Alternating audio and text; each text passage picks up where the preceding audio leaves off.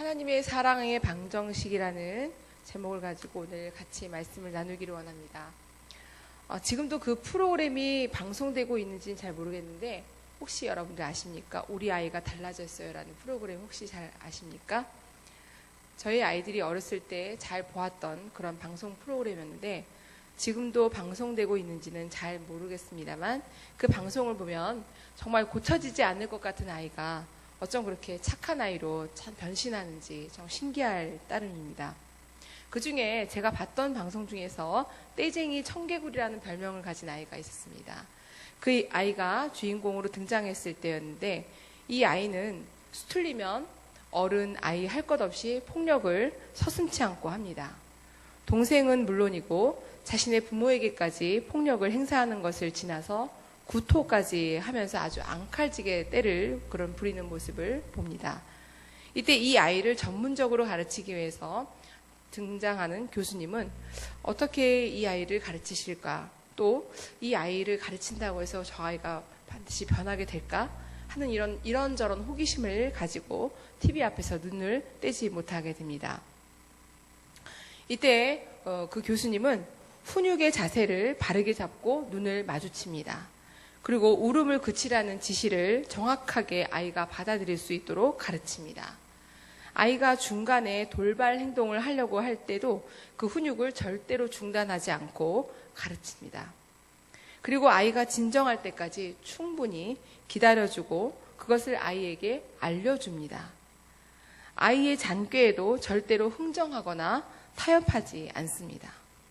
이런 과정을 통해서 아이는 점점 그 때를 부렸던 모습에서 점점 어른에게 예의를 지키고 동생에게도 친절한 그런 오빠로 변해가는 모습을 보았습니다.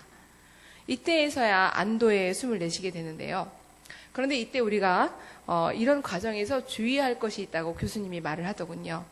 이때 이 훈육을 아무 때나 남발해서는 안 된다는 것입니다. 안전한 방법을 통해서 또 훈육되어야 하고요.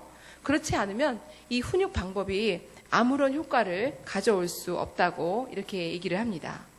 그리고 이 훈육 과정은 말로만 배우는 것이 아닌 몸으로 익히게 하는 것이 가장 큰 특징이라고 교수님이 말씀을 하고 있었습니다. 어린아이를 잘 양육하는 데 있어서 따뜻한 보살핌과 관심, 그리고 애정, 이건 당연히 필요합니다. 그러나 잘못했을 때에도 그렇게 계속 애정만, 따뜻한 보살핌만, 관심만 가지고 있다고 해서 그 아이가 달라지지 않는다는 것입니다. 따끔한 훈육도 그 아이에게는 굉장한 큰 훈육의 방법이고 교육의 방법입니다. 이처럼 오늘 본문은 도무지 말을 듣지 않는 이스라엘 백성에게 하나님께서 분노하고 계시는 장면입니다. 성경은 하나님께서 사랑이 많으시고 하나님 스스로 그 사랑을 나타내시고 자신의 약속을 계시하시며 그것을 이루어 가시는 모습을 나타내고 있습니다. 그리고 이런 신실한 모습들을 통해서 하나님께서는 당신이 선택하신 자녀된 백성에게 좀 더 말씀에 순종하기를 요청하고 계십니다. 오늘의 본문은 금으로 송아지 우상을 만든 사건의 그 후속 이야기가 진행되고 있습니다. 3절을 보시면 3절에 하나님께서는 뭐라고 말씀하시냐면 너희는 목이 곧은 백성이다 라고 말씀하십니다. 그렇게 말씀하시면서 너희들과 이제부터는 함께하지 않겠다 이렇게 선언하고 계시는 겁니다. 이 말씀의 의미를 우리는 어떻게 받아들여야 할까요? 이제부터는 이스라엘의 하나님이 아니라는 뜻인지 아니면 하나님께서 이제부터는 이스라엘과 함께 하시겠다는 그 약속을 완전히 파기하시는 건지 그 의미가 무엇인지를 우리가 찾아보기를 원합니다. 하나님께서는 꿈이 있었어요. 가나안이라는 부지를 마련해 놓으시고 그곳에 젖과 꿀이 흐르는 그런 양식을 마련해 두셨습니다. 그리고는 이스라엘 백성들이 그곳에서 하나님을 받아들일 수 있을 것이라는 그런 꿈을 꾸셨던 겁니다. 어느 민족도 경험해보지 못했던 그런 복과 사랑을 주시려는 그런 꿈을 꾸시고 그 꿈을 어떻게 하면 이 백성들에게, 내가 사랑하는 이 백성들에게 나누어 줄 수 있을까라는 것을 모세와 함께 두런두런 앉아서 이야기를 하고 있었습니다. 그런데 그때 하나님의 꿈과는 달리 이스라엘은 하나님의 말씀을 전혀 받아들일 마음의 준비조차 되지 않았던 것입니다. 그래서 하나님은 결국 이스라엘과 함께 하시지 않겠다라는 결별을 선언하신 겁니다. 가나안을 너희에게 이미 주려고 준비해 놓았지만 그 땅은 내가 주겠다. 그러나 내가 너희들과 같이 가지 않겠다. 너희들이 알아서 가라. 이렇게 말씀하고 계시는 겁니다. 이스라엘은 너무나도 깜짝 놀라고 그 놀라움을 금치 못하는 모습을 오늘 말씀을 통해 보게 됩니다. 3절의 하반절을 보시면 이와 같이 냉철하게 말씀하시는 것 외에는 이 이유에는 다른 이유가 있습니다. 왜 하나님께서 너희와 함께 하겠다고 이때까지 말씀하셔서 이때까지 출애굽을 함께 동행했는데 왜 하나님께서 느닷없이 너희와 함께 가지 않을 거니까 너희들이 알아서 그 마련한 땅에 가라 이렇게 말씀하신지를 거기에 대한 이유가 하반절에 나오는데요. 하나님은 자신의 자녀들에게 약속을 지키시기 위해서 선택하신 그분의 독특한 사랑의 방정식이 있다는 것을 보게 됩니다. 그 하반절에 나온 말씀입니다. 내가 준비하고 예비한 가나안 땅에 들어가는 길에서 너희들을 모두 죽일까 염려하여 라고 말씀하시는 것을 통해서 오히려 모든 백성들을 멸망시킬까 염려하시는 그 하나님의 말씀을 보게 된다는 것입니다. 출애굽하는 내내 끊임없이 원망과 불평을 쉬지 않고 했던 이 이스라엘이지만 사랑하는 백성들이 하나님의 진노로 죽을까 염려되어 말씀하고 있는 것입니다. 지금으로부터 40년 전에 쥐 잡는 날이 있었어요. 여러분들은 잘 모르시죠? 젊은 분들은 모르실 겁니다. 그러나 연세 있으신 분들은 좀 연로하신 분들은 아실 텐데요. 쥐 잡는 날이 있었다고 합니다. 제가 어렸을 때는 있었던 것 같아요. 그날에는 모든 집에서 쥐약을 놓았습니다. 때로는 그 학교에서 잡은 쥐의 꼬리를 가져오는 그런 인증샷 정도로 가져와야 하는 그런 적도 있었습니다. 그런데 쥐를 잡기 전날에 개들이 막 울부짖는 소리가 어떤 집에서 들려옵니다. 그 어떤 집에서. 그 이유는 어느 집의 그 주인이, 그 집 개 주인이 개가 먹는 먹이에다가 쥐약을 탑니다. 쥐약을 묻혀서 개를 불러요. 자신이 사랑하는 개를 부르고 그리고 그것을 먹게 합니다. 쫑, 이거 먹어. 이렇게. 그런데 그 개가 그것을 먹으려고 확 달려들 때 주인은 옳다구나 하고 몽둥이로 막 쥐어팹니다. 때립니다. 그러면 이 주인에게 영문도 모르고 맞는 개는 깨갱깨갱 하면서 울부짖죠. 그런데 또 얼마 지나지 않아서 그 개 주인은 또다시 그 개를 부릅니다. 그리고는 아까와 같은 똑같은 행동을 또 그 개에게 합니다. 그 개는 또 꼬리를 살랑살랑 흔들고 그 주인에게 충성을 다짐하면서 그 먹이를 한 입 베어뭅니다. 그러자 그 주인은 똑같이 아까와 똑같이 그 개를 또 흠칫 그 방망이로 두들겨 때립니다. 순간 그 개는 주인이 알 수 없는 행동을 하니까 큰 배신감을 느낍니다. 그리고는 영문도 모르고 얻어맞은 그 개는 이제는 그 음식을 돌덩어리처럼 대하게 됩니다. 여러분 여기까지 말씀드리면 무슨 말인지 다 이해하시나요? 드디어 날이 밝았어요. 온 동네에 쥐약이 놓여져 있습니다. 여기저기에서 쥐 사체가 막 나뒹굴어져 있고 또 뿐만 아니라 고양이와 개도 입에다 거품을 물고 나뒹굴어져 있는 모습을 보게 됩니다.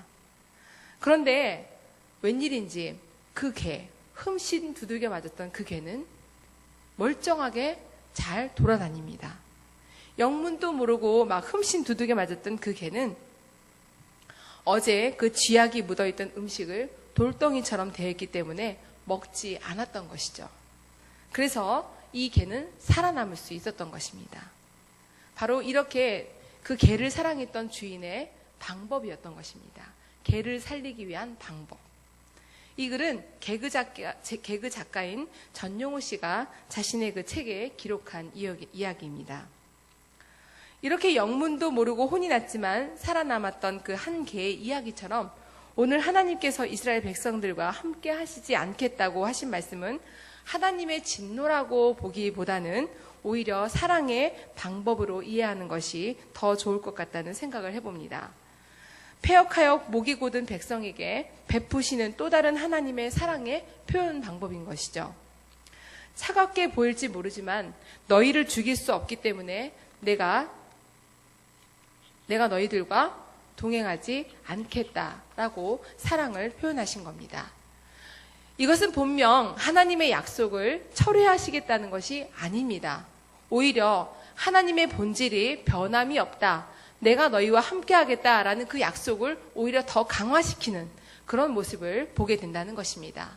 이 선언을 통해서 하나님과 함께 할 수 없는 또 다른 사랑의 경험을 하게 됩니다. 목이 곧다라는 표현은 흔히 동물에게서 흔히 사용했던 표현입니다. 농부가 일을 시키려고 하는데 말을 잘 듣지 않아요. 오른쪽으로 가라고 오른쪽으로 이렇게 때리면 오른쪽으로 가야 되는데 왼쪽으로 갑니다. 또 왼쪽을 때리면 또 왼쪽으로 가지 않고 오른쪽으로 갑니다. 이렇게 말을 잘 듣지 않는 소나 말 등에 쓰는 표현을 목이 곧다라고 표현을 했다고 합니다. 성경은 이 표현을 수없이 목이 곧은 교만한 백성에게 잘 사용하고 이들에게 또 경고했습니다. 목이 곧은 것의 의미는 완고해서 다른 사람의 말을 잘 듣지 않는다라는 것이죠. 지극히 자기 중심적인 생각으로 올바른 충고를 듣지 않는다는 의미를 가졌습니다. 거기에 먼저는 이스라엘 백성들은 하나님의 시간을 기다리지 못한다는 그런 문제를 가지고 있습니다. 목이 곧다는 의미를 한 두 가지로 살펴보려고 하는데요. 첫 번째가 하나님의 시간을 기다리지 못한다라는 그런 의미로 받아들이기로 합니다. 그들은 가나안으로 빨리 가겠다는 거예요. 그들이 빨리 가나안으로 가서 그들이 정말 그 젖과 꿀이 흐르는 그 땅에서 뭔가를 해보고 싶다는 거예요. 그런데 하나님은 빨리 가도록 그들을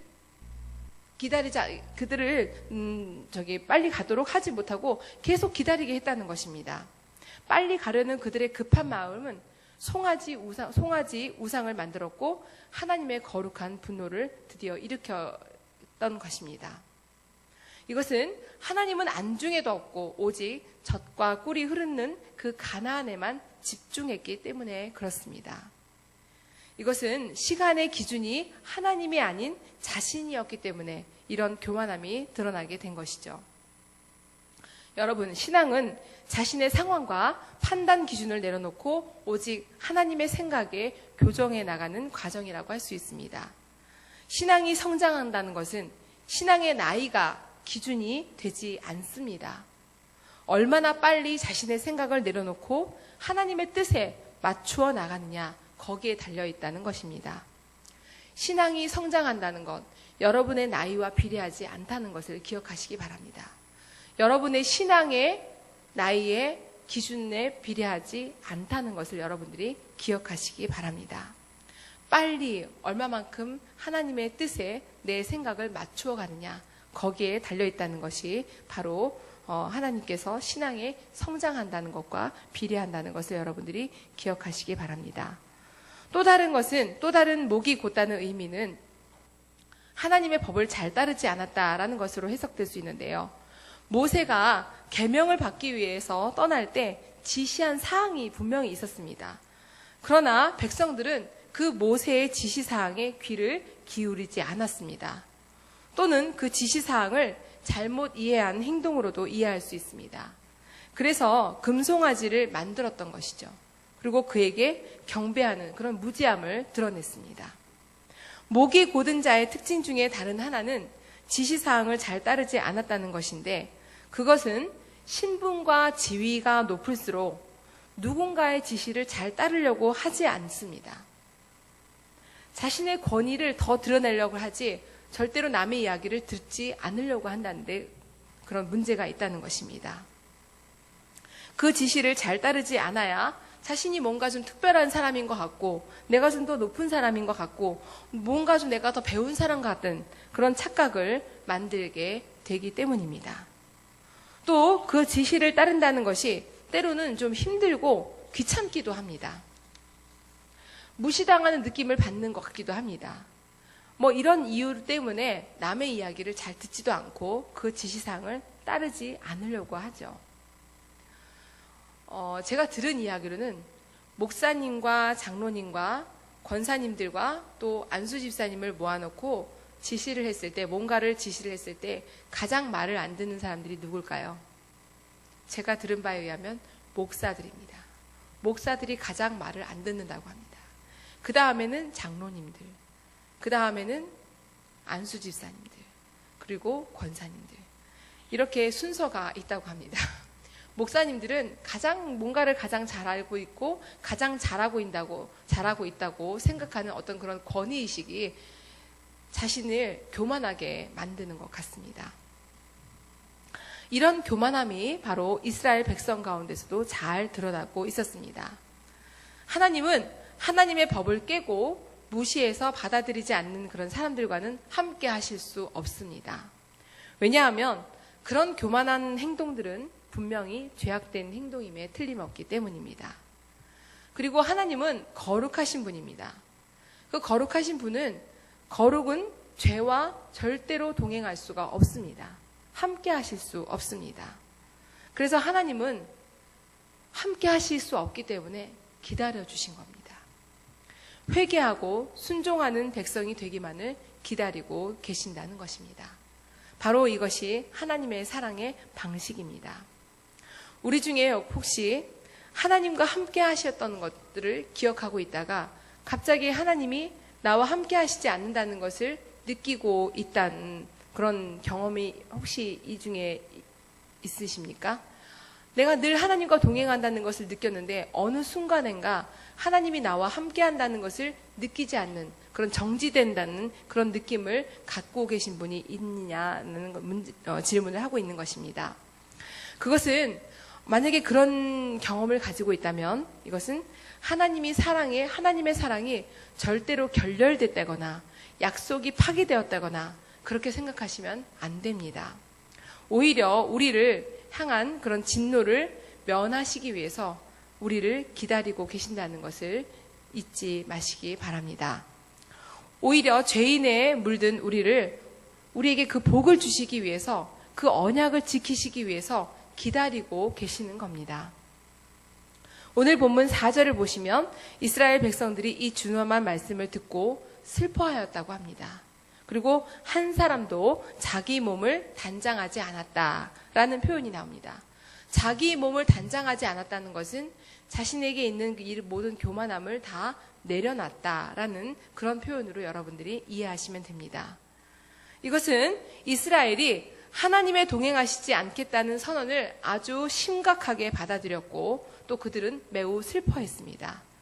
이어서 자신의 모든 치장을 거두는 행동으로 말미암아 이스라엘은 겸손한 모습으로 회개하는 모습으로 바뀌어집니다.